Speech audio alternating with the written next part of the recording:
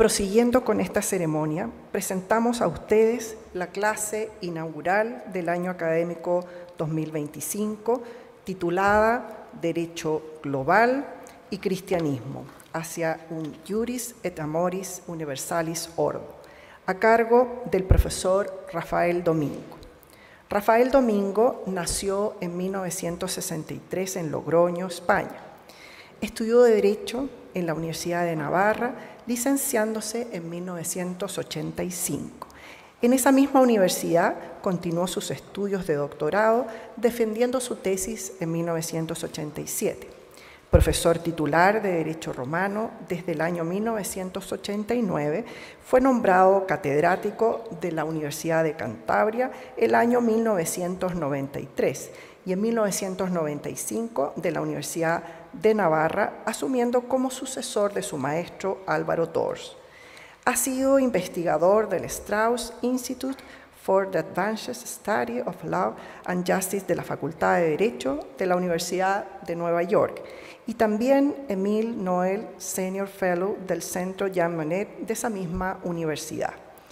Entre el 2012 y el 2023 se desempeñó como Francisco de Vitoria Senior Fellow y Sproul Family Professor of Love and Religion en el Center for the Study of Love and the Religion de la Emory University en Atlanta.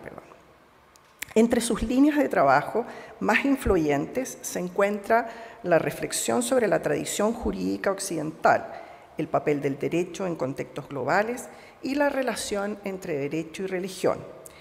Ha propuesto una visión renovada del derecho global basada en principios éticos universales y en el respeto a la dignidad humana. Es autor de numerosas obras, entre ellas The New Global Law and God and the Legal System, donde desarrolla su idea de un derecho global en el contexto de la posmodernidad y la interdependencia mundial.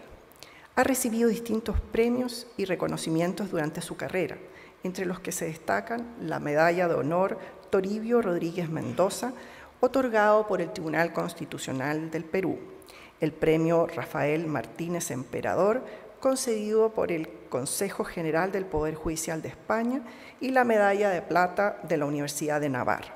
Sin más, dejamos con ustedes al profesor Rafael Domingo.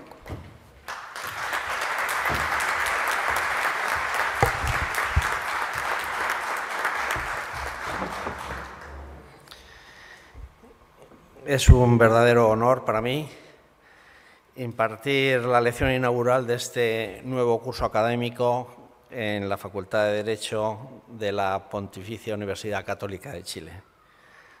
Está reconocida como uno de los centros académicos más prestigiosos del ámbito hispanoparlante.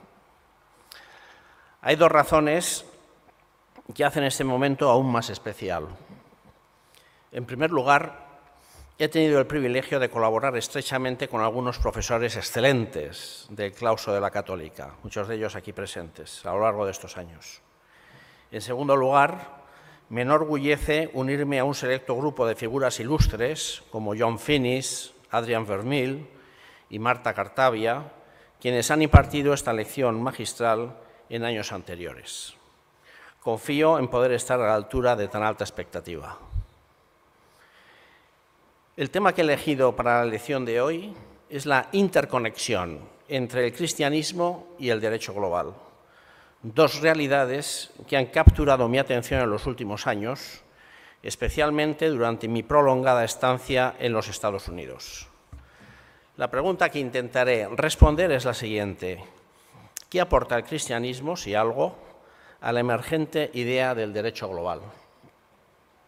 Para abordar esta cuestión comenzaré contextualizando la idea de derecho global, luego me referiré a la contribución de los papas y finalizaré analizando los pilares del derecho global que coinciden con principios fuertemente arraigados en la tradición cristiana. El anhelo de una comunidad humana universal en la que reine la paz perpetua y la felicidad ha sido durante siglos un sueño compartido por filósofos, juristas y poetas. La perspectiva cosmopolita de los estoicos, la aspiración romana hacia un imperio sin fronteras, el ideal cristiano de un mundo unido por la caridad, el deseo de Dante por una monarquía universal y la propuesta kantiana de una paz global, entre otras visiones, han moldeado a lo largo del tiempo un creciente sentido de que todos los seres humanos pertenecemos a una misma comunidad global. Este sueño, aunque a veces distante, sigue inspirando a generaciones en la búsqueda de un futuro donde la solidaridad y la paz, de la que tanto habla el nuevo Papa León XIV, prevalezcan sobre las diferencias culturales y nacionales. A partir del contacto europeo con las Américas a final del siglo XV, juristas y teólogos, en particular de la Escuela de Salamanca, comenzaron a explorar las implicaciones jurídicas y morales del potencial desarrollo de una comunidad global. El colapso de la sociedad internacional tras la devastadora pérdida de casi 60 millones de vidas durante la Segunda Guerra Mundial puso de manifiesto las deficiencias del sistema jurídico internacional que había surgido en Westfalia y se había consolidado en Utrecht, un sistema marcado por su carácter colonial. Este orden internacional se sustentaba en estados nacionales soberanos, los únicos sujetos reconocidos por el derecho internacional, y concebía la guerra como una solución jurídica, no política sino jurídica, apropiada para resolver conflictos una vez agotados los esfuerzos diplomáticos. La Declaración Universal de los Derechos Humanos representó un hito significativo al promover un derecho internacional no solo al servicio de la satisfacción de intereses estatales, sino también promotor de un auténtico espíritu de fraternidad universal. A finales del siglo XX, y sobre todo en el siglo actual, hemos presenciado un rápido aumento de la interdependencia mundial, fenómeno que denominamos globalización. Esta interconexión ha transformado los ideales utópicos de comunión humana y paz perpetua en imperativos políticos ineludibles. En el mundo globalizado de hoy, ninguna comunidad política, ya sea local, nacional o supranacional, puede considerarse completamente autosuficiente ni capaz de garantizar una justicia integral.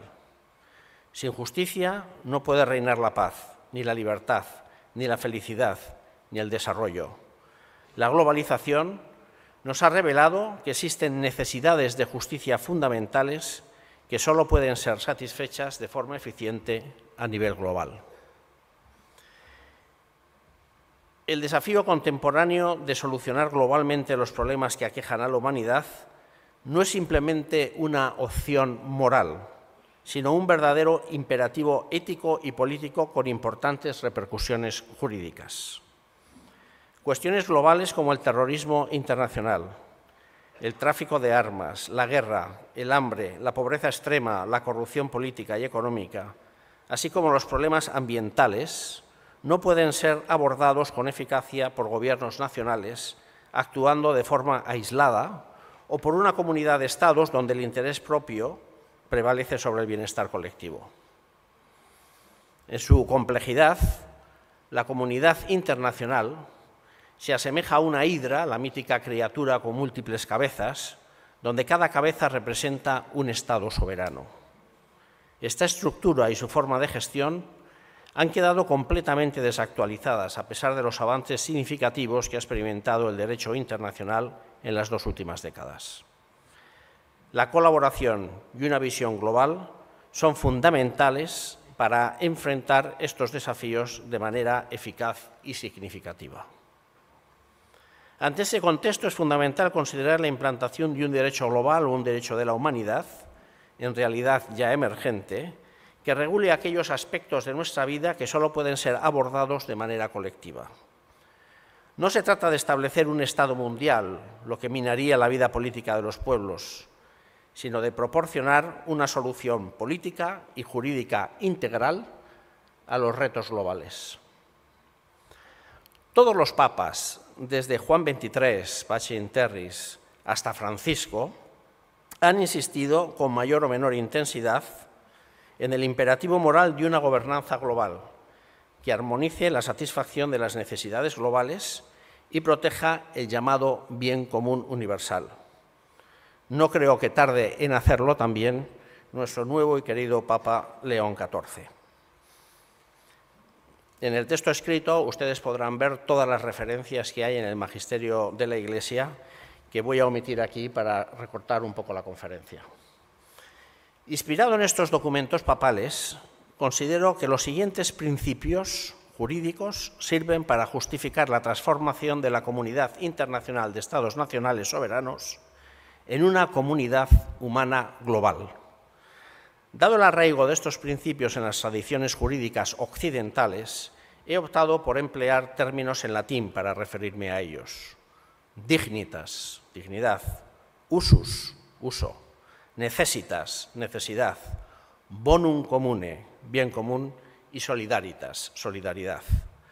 Cada uno de estos principios puede por sí solo legitimar la instauración de esta nueva comunidad y ofrecer una perspectiva propia. El principio de Dignitas establece la intrínseca conexión entre la humanidad como tal y el derecho global, llamado a ordenar esta relación. El principio de Usus subraya la relación indivisible entre la humanidad y nuestro planeta, que es hogar de nuestra especie. El principio de Necessitas fundamenta la existencia de un marco jurídico vinculante que trasciende el simple consenso. El principio de Bonum Comune defiende la protección del bien común global como elemento constitutivo de la comunidad humana, que fue el fundamento, por ejemplo, que empleó Juan XXIII en Pacem in Terris para hablar del desarrollo del derecho internacional. Finalmente, el principio de solidaridad establece la responsabilidad compartida por la humanidad de afrontar desafíos globales, como la pobreza, el cambio climático, y promueve una visión integral del bien común universal. Este principio de solidaridad debe mucho a nuestro querido Papa Juan Pablo II. Estos 5 principios del derecho global difieren de los 5 principios que apoyan a la comunidad internacional actual. El principio de dignidad se opone al principio de soberanía nacional excluyente. El principio de usus se opone al principio de propiedad dominical sobre la tierra, dominium. El principio de necesidad se opone al principio de consensualidad como fuente exclusiva y excluyente de obligaciones. El principio de bien común se contrapone al principio de fragmentación territorial y el principio de solidaridad se opone al principio de interés estatal, que prioriza los propios intereses nacionales sobre las exigencias globales. Si el derecho internacional se basa en la soberanía de los Estados, el derecho global se funda en la dignidad de la persona. Por eso el cristianismo tiene mucho que decir. Si en el centro del derecho internacional está el Estado-nación, en el centro del derecho global se halla la persona humana. La dignidad es el principio que protege el estatus ontológico de cada persona, caracterizado por ser único, irrepetible y permanente, este estatus.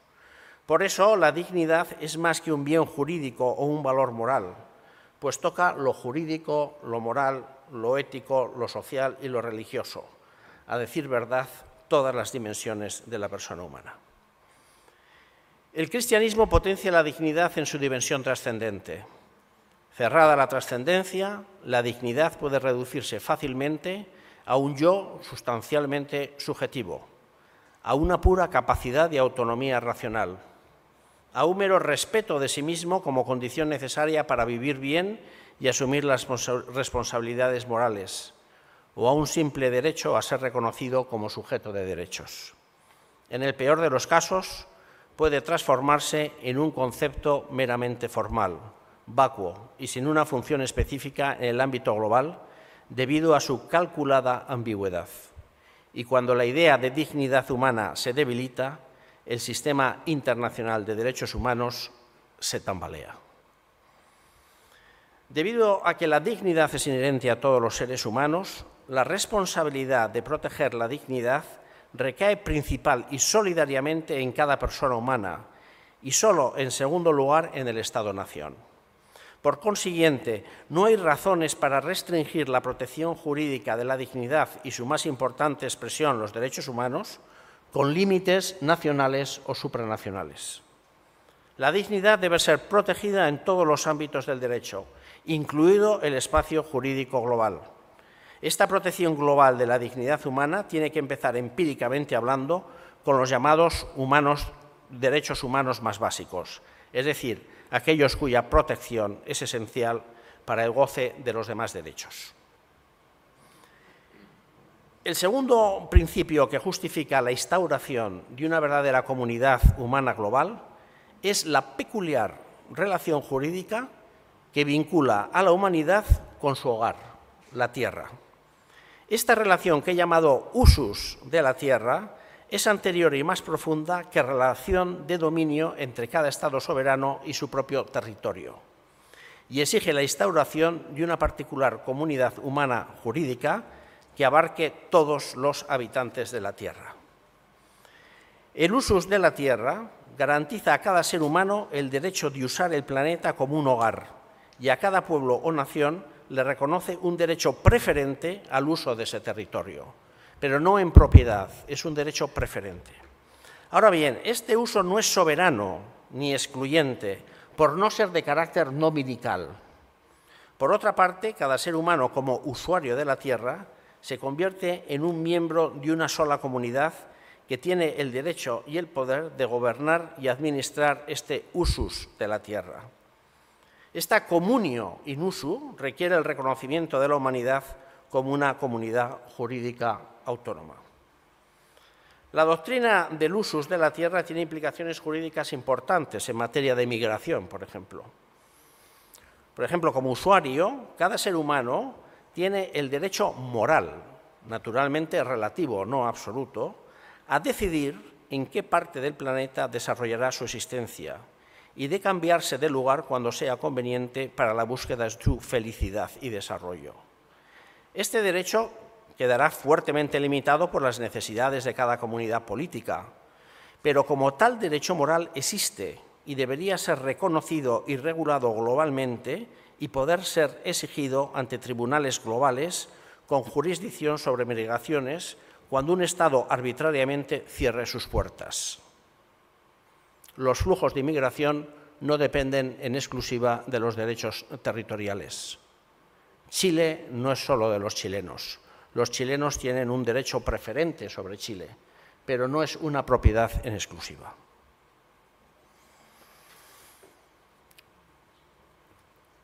El tercer principio que justifica la creación de una comunidad humana global es el de necesidad, necesitas, como fuente de derecho vinculante. La necesidad afecta al derecho de dos diferentes maneras.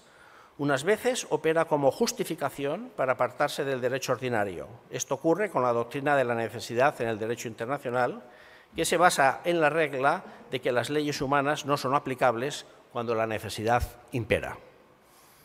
Sin embargo, otras veces es la necesidad la que crea el derecho, legitimando nuevas obligaciones jurídicas y deberes vinculantes. Empleo aquí el concepto de necesidad en este sentido, aunque las dos implicaciones jurídicas están interconectadas. El jurista romano Modestino, y aquí hay una gran escuela de derecho romano, expresó muy bien este pensamiento cuando escribió en su libro sobre las reglas que todo derecho ha sido creado mediante el consentimiento o establecido por necesidad o confirmado por la costumbre.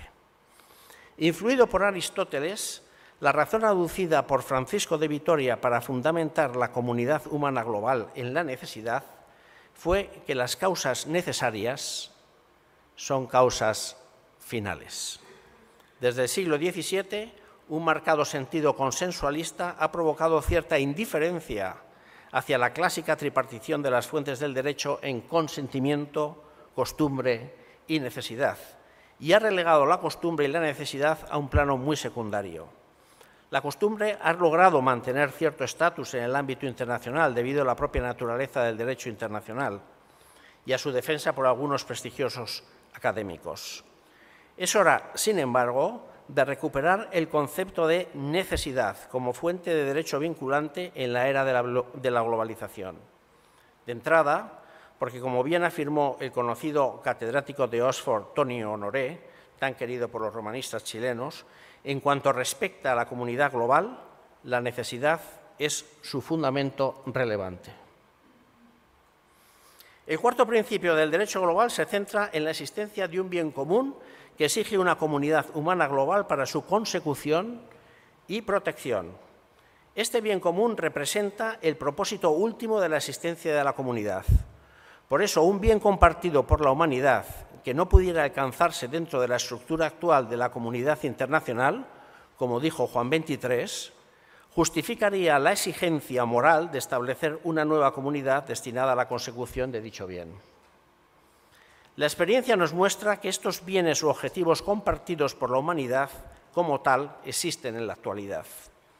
La preservación del medio ambiente y el cuidado de la salud mundial, pensemos en el COVID, la erradicación de la pobreza, la eliminación de conflictos bélicos, entre otros, son ejemplos de bienes que se pueden obtener con mayor facilidad en el contexto de una comunidad global fundamentada en la solidaridad que en una comunidad internacional centrada en intereses nacionales.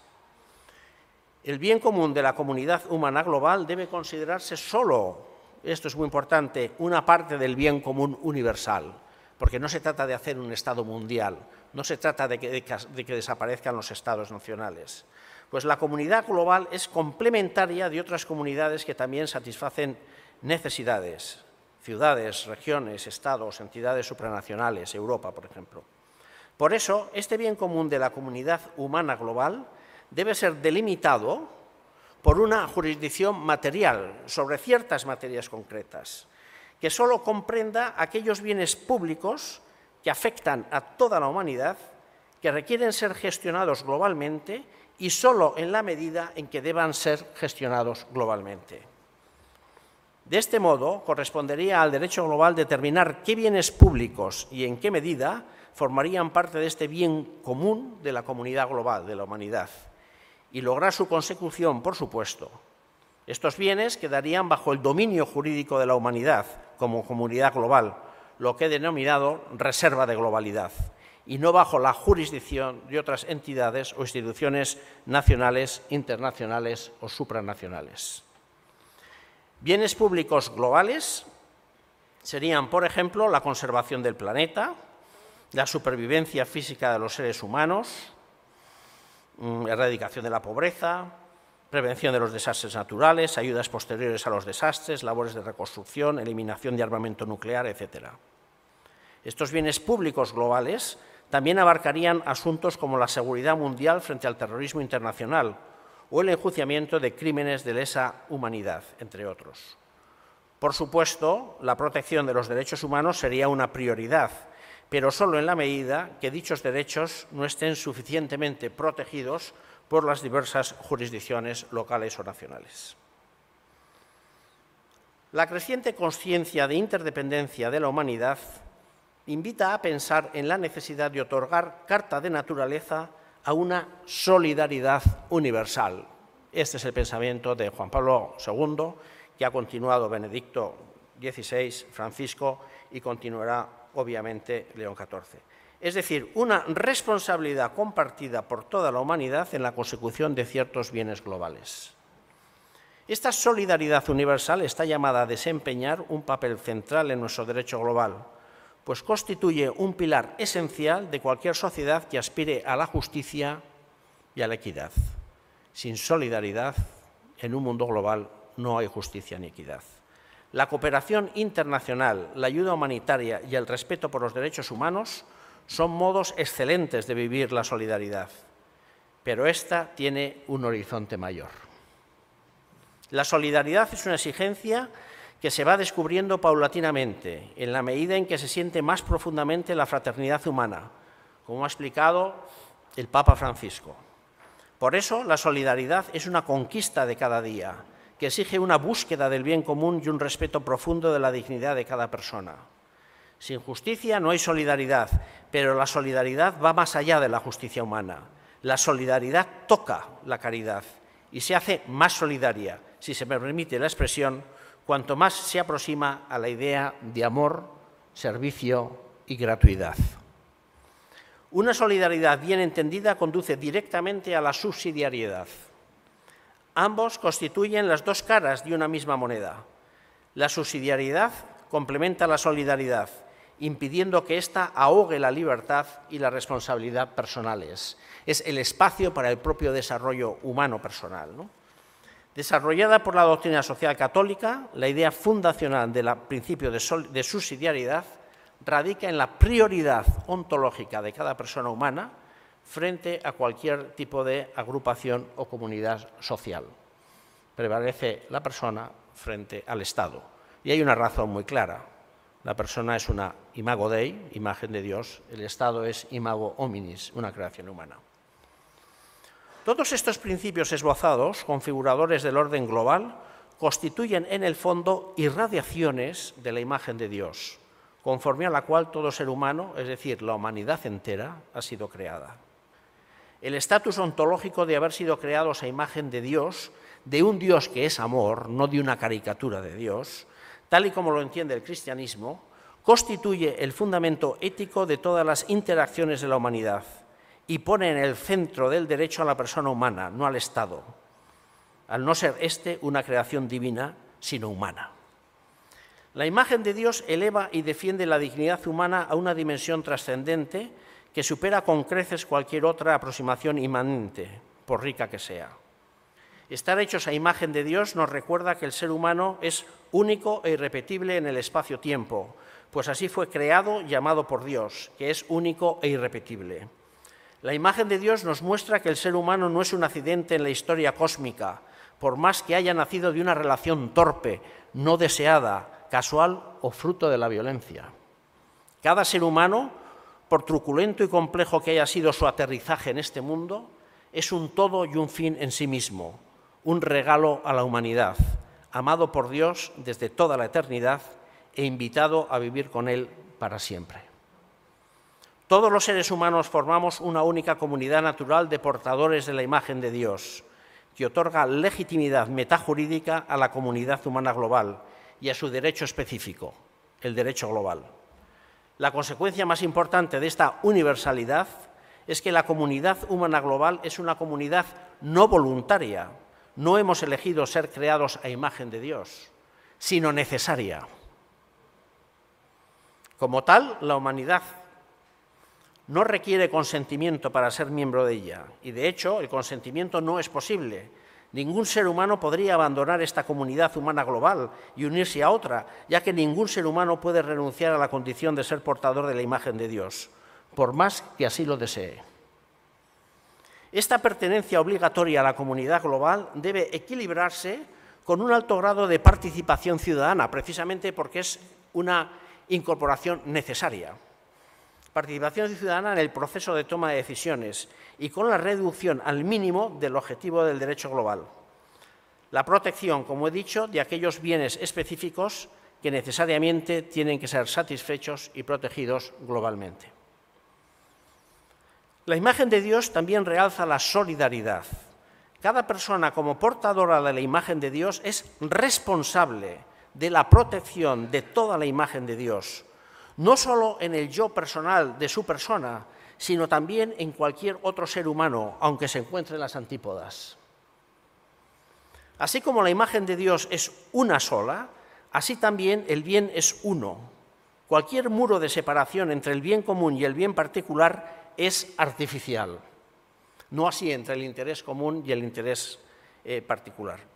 Por el contrario, los intereses individuales pueden entrar en conflicto entre sí y con el interés local, nacional o internacional. La razón de esta diferencia es que el interés es siempre fragmentario.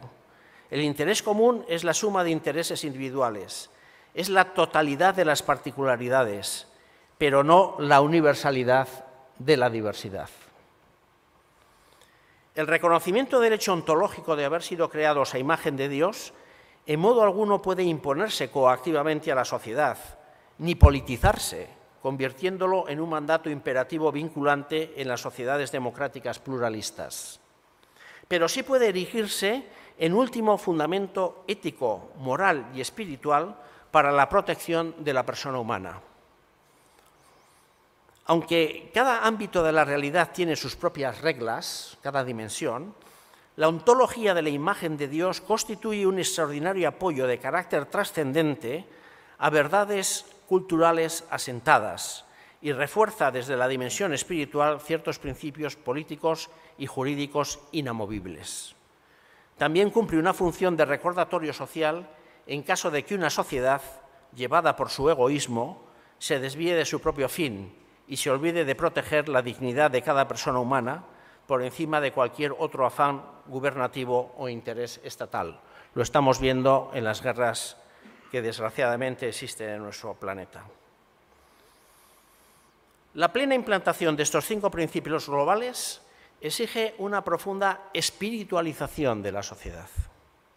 Por eso, en el desarrollo del derecho global, el cristianismo tiene mucho que decir. Benedicto XVI afirmó que este nuevo orden mundial debería estar informado por los valores de la caridad y la verdad, caritas in veritate.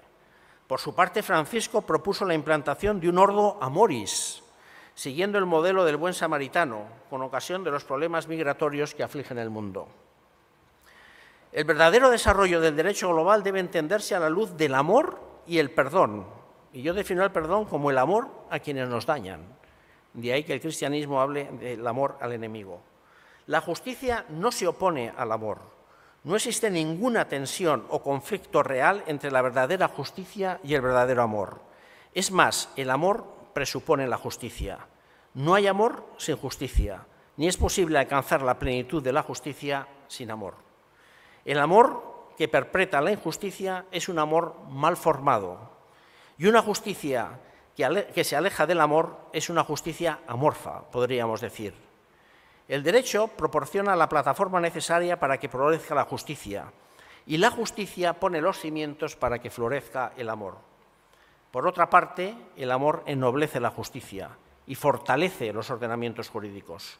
Por eso, hablar de la necesidad de un ordo iuris a nivel mundial es hablar de un orden jurídico global fundado en el amor y en el derecho, de un auténtico iuris et amoris universalis ordo, si se me permite el ejemplo y el empleo de la lengua de los juristas antiguos. La justicia constituye el principio fundamental de las instituciones sociales, al igual que la verdad lo es para los sistemas de pensamiento. Sin embargo, esta justicia solo cobra verdadero sentido cuando está impregnada de amor. El amor es esencial para evitar que el ser humano se convierta en un mero sujeto de derecho, desvinculado de su hechura divina. Quien intenta prescindir del amor está en realidad buscando despojar a la humanidad de la imagen de Dios que en ella se refleja. Un Estado de derecho genuino debe ser también un Estado de amor. Por lo tanto, cualquier ordenamiento jurídico global que desestime el amor se condena a despojar el verdadero derecho de su esencia y a debilitar la protección de la dignidad integral de las personas. En este proceso de instaurar un derecho global abierto a la trascendencia, deben ser escuchados no solo los juristas, sino también los filósofos y especialmente los teólogos, condenados al ostracismo desde el siglo XVI. Utilizando la misma lengua con la que Alberico Gentili pidió a los teólogos que callaran y dejaran de meterse en asuntos ajenos, silete theologi munere alieno, ¿no? No metáis las narices en nuestros asuntos, ¿no? Utilizando la misma lengua, concluyo mi intervención suplicando a los teólogos, aquí desde la Facultad de Derecho, que pongan fin a su largo silencio. Les pido que abran de nuevo sus bocas e iluminen con su conocimiento el derecho global desde las dimensiones más profundas de la existencia humana. Ad aperite theologi, ora vestra, et scientia vestra aferte iuri lucem. Muchas gracias.